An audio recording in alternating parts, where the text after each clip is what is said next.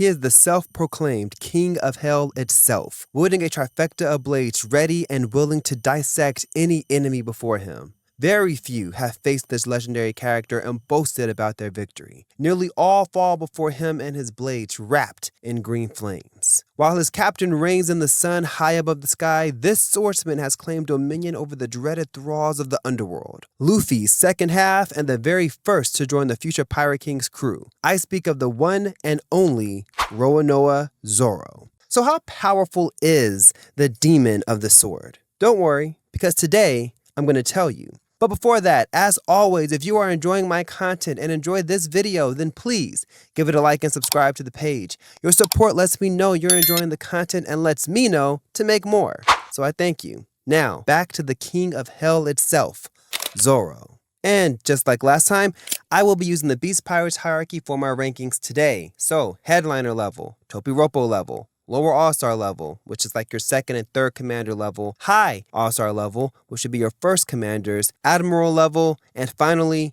Yonko level. I was going to add a couple more levels, specifically the waiters, pledgerers, and gifter levels, so that I can rank older versions of these characters, but I don't think the Straw Hats really began to achieve Yonko crew levels of strength until Enies Lobby. Before that, they were strong, yes, but I think even the waiters in Kaido's crew would give them a hard time. I mean, even Zoro admitted that the gifters he was fighting were still heavy hitters, and this is Zoro during Wano. So I'll start mainly in Enies Lobby, which is where I believe the Straw Hats began touching the strength of a Yonko crew. If I had to rank Romance Dawn, Arabasta, and Skypiea arcs, Zoro and Luffy both would probably be around the waiters and pledgerers in strength, strong enough to be on Yonko's crew, but still below the headliners, and really, I think the waiters and pledgerers would still probably beat them. However, like I said before, all of that changes with Enies Lobby. So our first iteration of Zoro will cover Enies Lobby, Thriller Bark, and Sabaody. It's interesting to start off with Enies Lobby because it's where Zoro introduces his most powerful technique to date, Ashura. It's an ability we see very little of. In fact, out of nearly 600 chapters, we only see it 3 times. This ability manifests a 6-armed, 3-faced version of Zoro that allows him to use 9 art style, and with it, deal massive amounts of damage to an opponent. He essentially ended Kaku in one hit once he unlocked this ability. And throughout the rest of the Thriller Bark and Sabaody arcs, I wouldn't say that Zoro gets much stronger than what we see here at Enies Lobby. He does gain Shusui, which due to his weight and strength does increase the power of his strikes, but overall he doesn't actually get much stronger. So I'm going to place this version of Zoro in the headliner level. I think he can take on and defeat the weaker headliners, you know, your Beads and whatever the name of that bat one was, one of those headliners. But the stronger ones, say like Hawkins and obviously the Topiropo, will probably make fairly quick work of this version of Zoro. Now, upon returning to Sabaody from his 2-year training with Mihawk, Zoro's strength ballooned to the point it's hard to gauge how strong he actually was upon arriving on the island. This is mainly due to the fact that Zoro pretty much one-shotted every single opponent he faced post-time skip until Wano. Until Kaido, actually, depending on how you look at it. Zoro came out of the time skip arguably just as powerful as his captain, Luffy. Contentious, I know, but he returns with both observation and armament haki just like Luffy did. I can't say whether or not his armament haki was stronger or weaker than Luffy's because there's really no way to tell. He technically doesn't have conquerors, or at least he cannot control it, as we learn later that Ashura is potentially a conqueror's haki technique. And though at this moment Zoro cannot use conqueror's haki, he is aware of it, and mentioned that if Luffy couldn't at least knock out 50,000 fishermen, he wouldn't let him be his captain. It's not far-fetched to say that coming out of the time skip, both were relative in strength. But let's look at Zoro's battles to see if we can actually gauge his strength. And it's kind of hard because I don't know why, but Zoro one-shots people once he comes out of the time skip. Let's take a look. Zoro versus Hody. One shot. Zoro versus Octo Guy. I can't remember his name and I'm too lazy to look it up. One shot. Zoro versus Monet. One shot. Zoro versus Fujitora. Well, this was just a clash, so I won't go deep into this, but the fact that Zoro was able to clash with an admiral only 2 years after barely being able to defeat a pacifista is telling. And mind you, Zoro was able to still send a flying slash at Fujitora strong enough to push him back while under the effects of his gravity. Zoro's actually insane. But we're gonna move on. Zoro versus Pika. One shot. I think you get the idea. If I had to place this version of Zoro, honestly, I'd probably place him at the lower All-Star level. Not probably. I would place him at the lower All-Star level. I think he'd defeat any of the Topiropo. Even though it wouldn't be an easy fight, he would definitely win. You have to remember, Zoro didn't have a serious fight until he arrived in Wano. And even then, not really until he fought Kaido. And I'll explain that soon. This means that there wasn't much room for Zoro to get significantly stronger or even get hockey blooms like Luffy did battling Doflamingo and Katakuri respectively. Therefore, the Zoro we see in the first half of Wano is more or less the same Zoro coming out of the 2-year time skip, the same Zoro who landed on Sabayori. And if you really think the Zoro we see in Wano couldn't defeat the Topiropo, well, to each their own.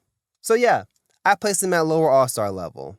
Speaking of Wano, this is where we get to see the fruits of Zoro's training with Mihawk. When we look at Zoro's fights in Wano, they aren't much different than his previous fights, at least his early battles. I think Zoro's main skill since coming out of the time skip is one-shots. He doesn't really wear his opponents down like Luffy and Sanji do with multiple attacks.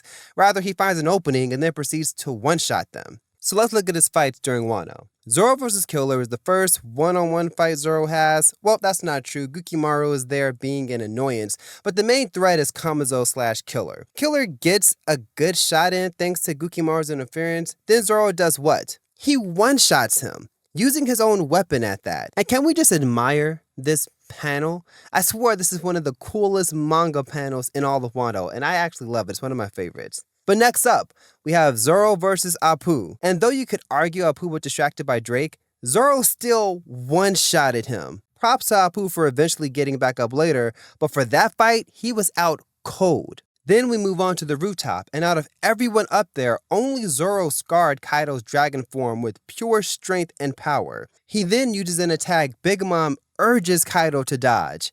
Big Mom, one of the most durable characters in One Piece, tells Kaido, another of the most durable characters in One Piece, to dodge a sword slash by Zoro, who, mind you, at that point had not unlocked Advanced Conqueror's Haki. He then brings out Ashura after who knows how many chapters, like 500?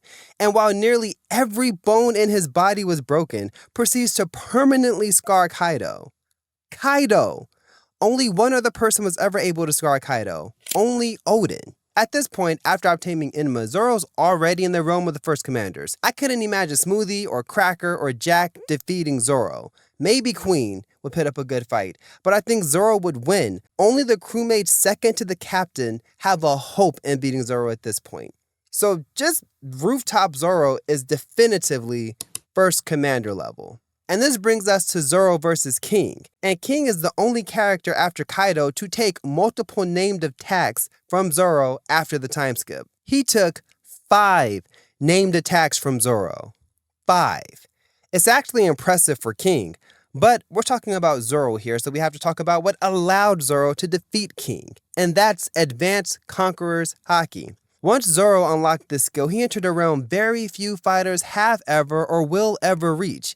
Kaido himself admitted only a chosen few, from an already chosen few who possess Conqueror's Haki, can use this advanced form of it. And Zoro has it. Advanced Conqueror's Haki seems to boost nearly every stat, as once Zoro unlocked it, he honestly made short work of King afterwards. When Luffy unlocked it, he was actually able to hurt Kaido and even bring him to his knees. And like Luffy, I believe that upon unlocking this ability, Zoro currently stands above the other First Commanders whose power we are currently aware of, and I think sits in the realm of the Admirals.